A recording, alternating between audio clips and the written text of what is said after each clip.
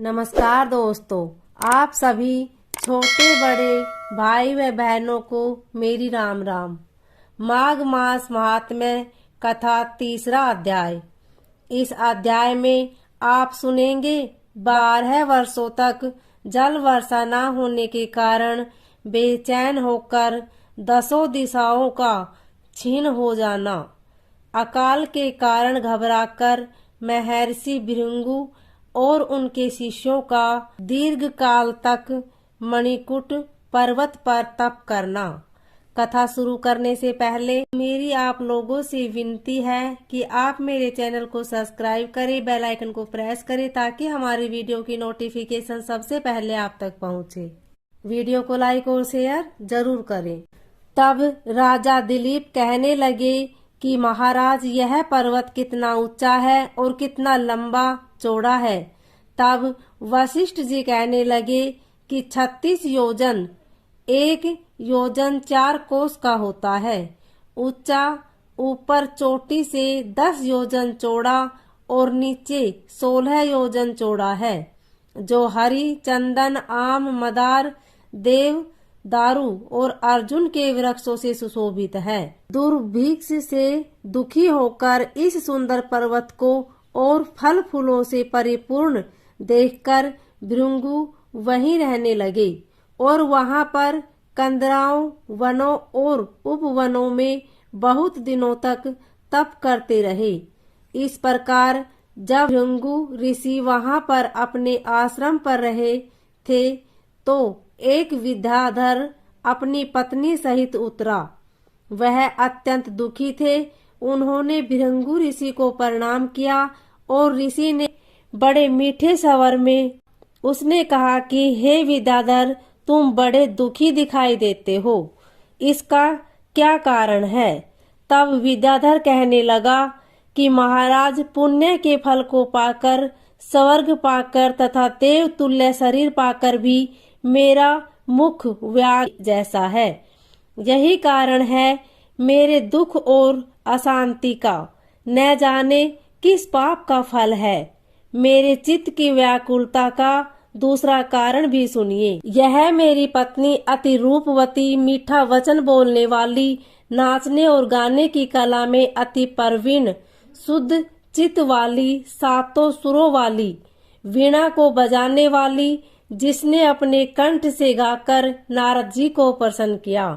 नाना स्वरों के बाद से वीणा बजाकर कुबेर को प्रसन्न किया।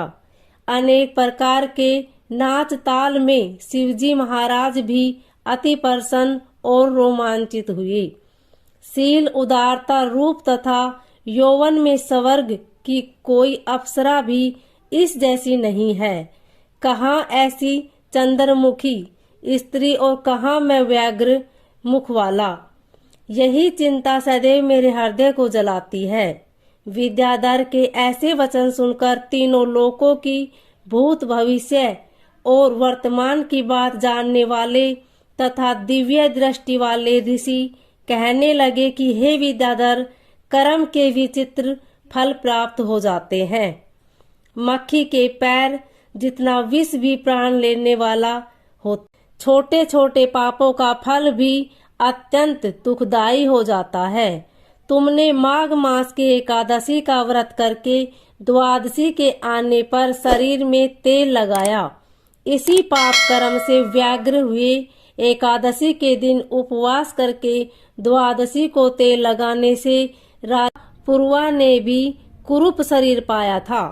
तब वह अपने कुरूप शरीर को देखकर दुखी होकर हिमाचल पर्वत पर देव सरोवर के किनारे पर गया। पूर्वक शुद्ध स्नान कर कुशा के आसन पर बैठकर भगवान कमल नयन वाले पीताम्बर पहने वनमाला धारण किए हुए विष्णु का चिंतन करने पूर्वा ने 3 माह तक निराहार रह भगवान का चिंतन किया। इस प्रकार 7 के जन्मों में प्रसन्न होने वाले भगवान राजा के महीने के तप से ही अति प्रसन्न हो गए।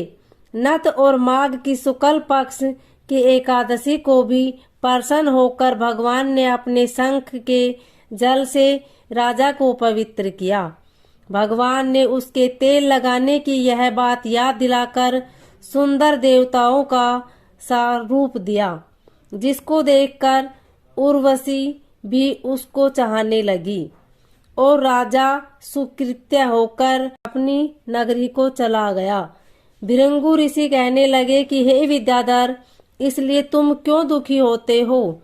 यदि तुम अपना यह राक्षसी रूप छोड़ना चाहते हो तो मेरा कहना मानकर जल्दी ही पापों को नष्ट करने वाली हेमकुटी नदी में माघ में स्नान करो, जहाँ पर ऋषि सिद्ध देवता निवास करते हैं। अब मैं इसकी विधि बतलाता हूँ। तुम्हारे भाग्य से माघ मास आज से 5वें दिन ही आने वाला है।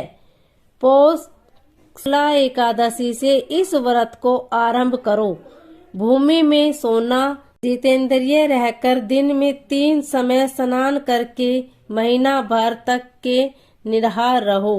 सब भोगों का त्याग कर तीनों समय को शिवजी स्तोत्र और मंत्रों से पूजन करोगे तो तुम्हारा मुख कामदेव के समान हो जाएगा और देवता भी तुम्हारा मुख देखकर चकित हो जाएंगे और तुम अपनी पत्नी के साथ सुखपूर्वक क्रीड़ा करोगे।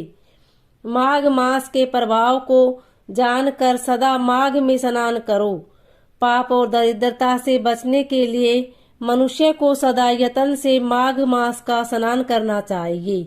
यह स्नान सदा सब दानों और यज्ञों के फल को देता है और पापों का क्षय होता है। वशिष्ठ कहते हैं कि हे राजा, दिलीप की यह कथा भृगु जी ने विद्याधर को सुनाई। माघ स्नान योगों से भी बढ़कर यज्ञ तथा यज्ञों से बढ़कर गर्जना करता है। पुष्कर, कुरुक्षेत्र, ब्रह्मावर्त, काशी, प्रयाग तथा गंगा सागर जैसे संगमों से मनुष्य को जो फल 10 वर्ष में मिलता है, उतना ही फल माघ मास में स्नान करने से 3 दिन में मनुष्य को मिलता है। इसमें संशय नहीं है कि चिरकाल तक स्वर्ग में रहने की इच्छा करने वाले मनुष्य को सदा यत्न से माघ मास में स्नान करना चाहिए।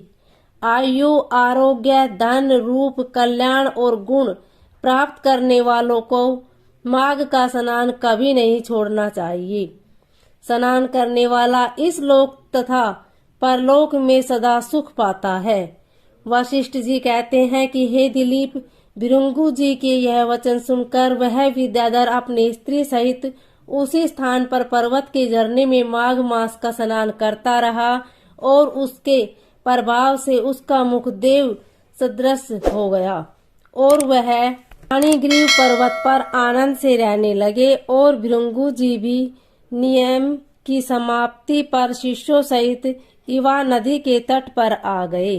इति श्री पद्म पुराणागर्त 3य अध्याय समाप्त। ओम नमो भगवते वासुदेवाय।